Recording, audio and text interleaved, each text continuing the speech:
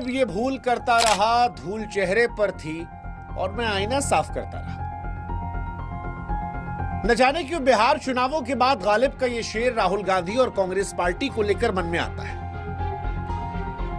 मतलब बहुत सारे लोग हैं देश में जो पूछ रहे हैं कि राहुल जी और कांग्रेस का आला कमान क्या वाकई में एक अलग दुनिया में जी रहे हैं, एक ऐसी दुनिया जिसका जमीन, जनता, वास्तविकता से कोई लेना देना नहीं। मतलब अपनी राजनीतिक यात्रा में 90+ चुनाव हार चुके राहुल गांधी जी कब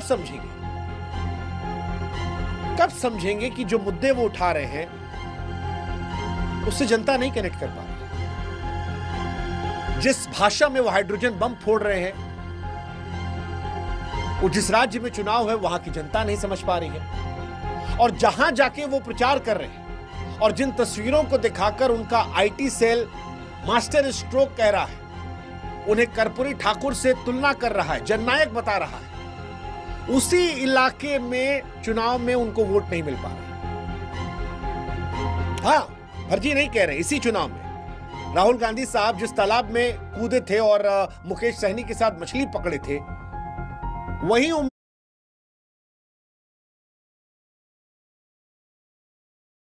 गालिब ये भूल करता रहा, धूल चेहरे पर थी और मैं आईना साफ करता रहा। न जाने क्यों बिहार चुनावों के बाद गालिब का ये शेर राहुल गांधी और कांग्रेस पार्टी को लेकर मन में आता है।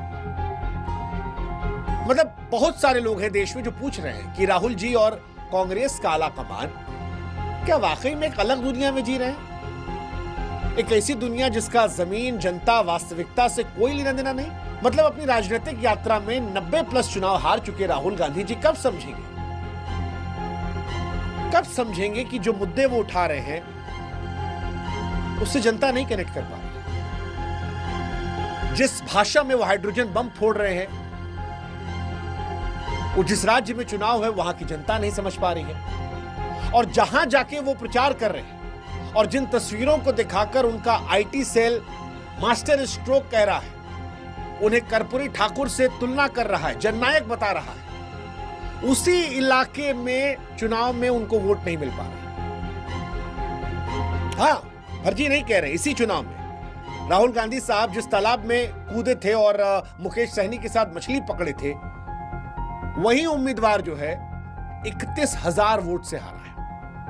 और यहां आईटी सेल वाला जननायक, कर्पूरी ठाकुर, मास लीडर, फलाना ढिमकाना सब करता रहा। और ये किसी एक चुनाव की बात नहीं है, हर चुनाव में ऐसे ही हवाबाजी में चुनाव लड़वाई जाती है। उसके बाद कभी वोट चोरी, कभी ईवीएम के नाम पर ऐसा लगता है कि अपनी कमजोरियों को ढक लिया जाता है। सवाल यह है कि क्या ये जिम्मेदारी से बचने का तरीका नहीं, और क्या ये स्वस्थ लोकतंत्र के लिए सही है? मतलब बीते कई सालों में लोग कह रहे हैं कि यार बीजेपी कई काम खराब कर रही है, लेकिन फिर भी बीजेपी जाती नहीं। अब उसकी दो वजह हो सकती, एक बीजेपी अपना गलती से ठीक कर लेता हो, दूसरा कांग्रेस सब जनता के भरोसे छोड़े बैठा, वो समझना ही नहीं चाहती। वरना ये कितना मुश्किल है कि जिस बिहार में महागठबंधन में कांग्रेस तेजस्वी और मुकेश सहनी के साथ लड़ रही थी, और जिन दोनों पार्टियों को यह बात समझ में आ रही है कि हम चुनाव हारे हैं, मुकेश सहनी चुनाव परिणाम आने के बीच में कह रहे थे कि हाँ भैया वो 10,000 जो रुपया गया वो काम आ गया, उनका गठबंधन बेहतर हो गया। तेजस्वी की आरजेडी आज ट्वीट कर रही है कि भाई लोकतंत्र में होता रहता है, हार जीत होती रहती है, लेकिन हम लड़ेंगे, अगली बार बेहतर करेंगे। वहीं पर कांग्रेस अभी भी उलझी पड़ी है कि नहीं जी, जब चुनाव ही स्वस्थ नहीं हुआ तो जीतेंगे कैसे। मतलब सीरियसली कई बार ऐसा लगता है कांग्रेस का कंपटीशन बीजेपी से जमीन से ज्यादा सोशल मीडिया पर है कि जी भाई देखिए बीजेपी का इतना लाइक आ रहा है, हमारा इतना लाइक आता है, उनका एंगेजमेंट इतना है, हमारा इतना है। क्योंकि बिहार जो गया, हर वो पत्रकार जो बिहार गया, आप उठाकर देख लीजिए उसकी टाइमलाइन, चाहे वो एक्स पर हो, फेसबुक पर, हर पत्रकार चुनाव के बाद ये कहा कि भैया हमको पता था कि बीजेपी एनडीए वहां जीत रही है। हाँ, इतना जरूर हैरानी हो रही है कि इतना बड़ा जीत जाएगी, ये नहीं सोचे थे। हमको अब एक पत्रकार दिखा दीजिए, एक पत्रकार या एक वो व्यक्ति जिसने ये कहा हो कि कांग्रेस पार्टी जो 61 सीटों पर चुनाव लड़ रही है वो 50 सीटों पर जीत जाएगी, 30 पर जीत जाएगी। 99% आदमी इस बात को कह रहा था कि कांग्रेस पार्टी जो है अगर वो डबल डिजिट में गई तो ये उसके लिए जीत होगी, और वो नहीं गई। और ये सब जानते हैं। आखिर में फिर वही स्टेटमेंट कि चुनाव फेयर नहीं था जी, सब फर्जीवाड़ा है जी, सब ऐसा है। अरे सच ये है कि कांग्रेस आरजेडी की टांग पकड़ कर लड़ रही थी। ये तो कांग्रेस अपने आप अच्छा कर रही है। वैसे ही जैसे यूपी में अखिलेश जी अच्छा करते हैं तो कांग्रेस अच्छा कर लेती है। लेकिन इस बात को कांग्रेस क्यों नहीं समझती? वो भी तब मुकेश सहनी समझ रहे हैं और जनता बार बार समझा रही है। क्यों ऐसा हो रहा है कि राहुल गांधी कांग्रेस अपने उन्हीं पेड यूट्यूबर्स की तरह वास्तविकता से दूर है?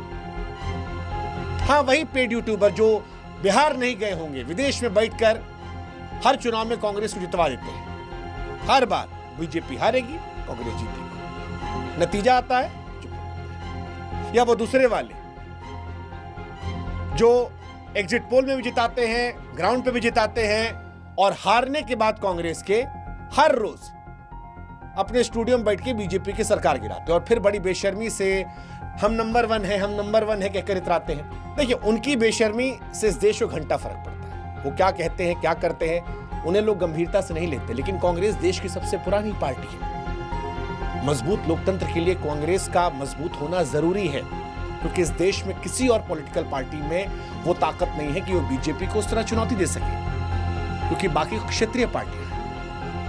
ऐसे में कांग्रेस जब अपने आप को ही गंभीरता से नहीं ले रही, जनता को गंभीरता से नहीं ले रही, मुद्दे को गंभीरता से नहीं ले रही, तो ये सवाल उठता है कि अपनी हार की नाकामियों को छुपाने के लिए जो बहाने वो रख रहे हैं, उससे वो खुद को समझा रहे हैं या जनता को मना रहे हैं? और क्या ये जनता के मतों का अपमान नहीं है? ये सवाल बड़ा महत्वपूर्ण है। और इसीलिए आज हमारा सवाल है, कब तक राहुल, कब तक कांग्रेस? आज इस वीडियो में कांग्रेस की स्ट्रेटजी को लेकर हम चर्चा करेंगे। हम समझेंगे कि क्यों ऐसा हो रहा है, जो बातें वो कह रहे हैं क्या उसमें दम है।